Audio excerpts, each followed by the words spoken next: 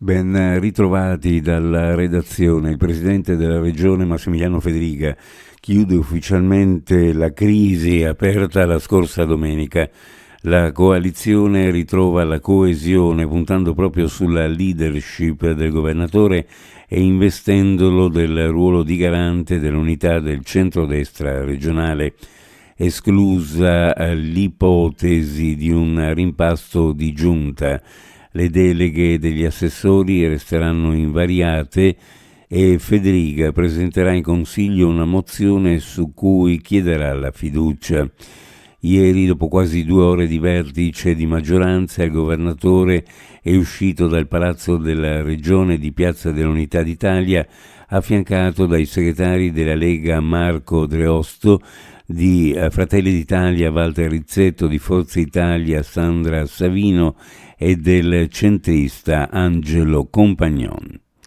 Sebastiano Visintin ha aggredito sua moglie Liliana Resinovic all'interno del parco dell'ex OPP in prossimità di Via Vais, all'altezza del Civico 21, con afferramenti, compressioni, percosse, urti e graffi, tutti indirizzati in diverse sedi del capo, alla mano destra, al torace e agli altri arti, e ne cagionava la morte avvenuta mediante soffocazione esterna diretta, quale conseguenza di afferramento e compressione del volto della vittima.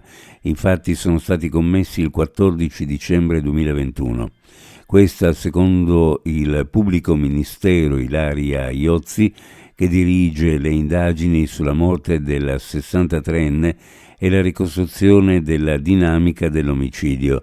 La messa nero su bianco dettagliando il reato contestato a Visintin nella richiesta di incidente probatorio in ordine all'assunzione della testimonianza di Claudio Sterpin che il 21 maggio scorso Iozzi ha avanzato alla GIP Flavia Mangiante.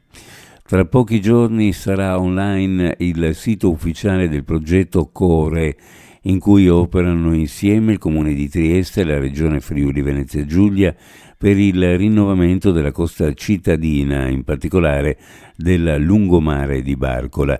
Il portale consentirà ai cittadini di visionare nei dettagli il progetto già illustrato nei mesi scorsi e per il quale era stato anche avviato un sondaggio pubblico. I pannelli con rendering e le informazioni sono stati esposti alla manifestazione Mare Nord-Est, dove è intervenuto l'assessore regionale Fabio Scoccimarro.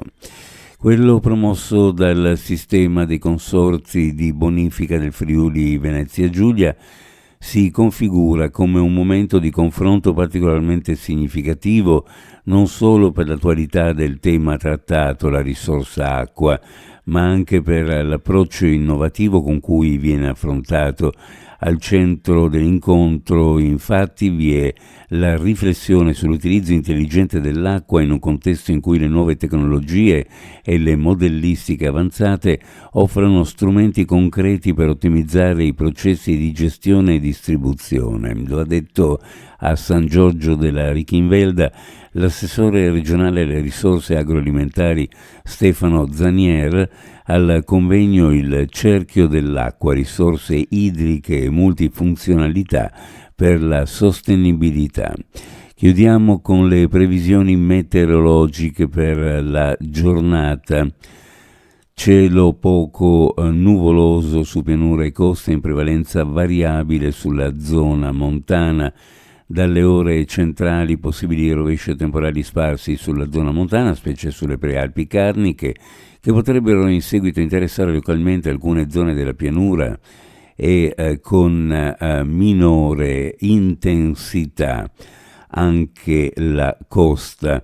Bora debole con raffiche moderate nella zona di Trieste, fresco in pianura e in montagna rispetto al periodo. Le temperature minime in pianura fra 9 e 11 gradi, sulla costa fra 10 e 12, le massime ovunque fra 19 e 21 gradi centigradi.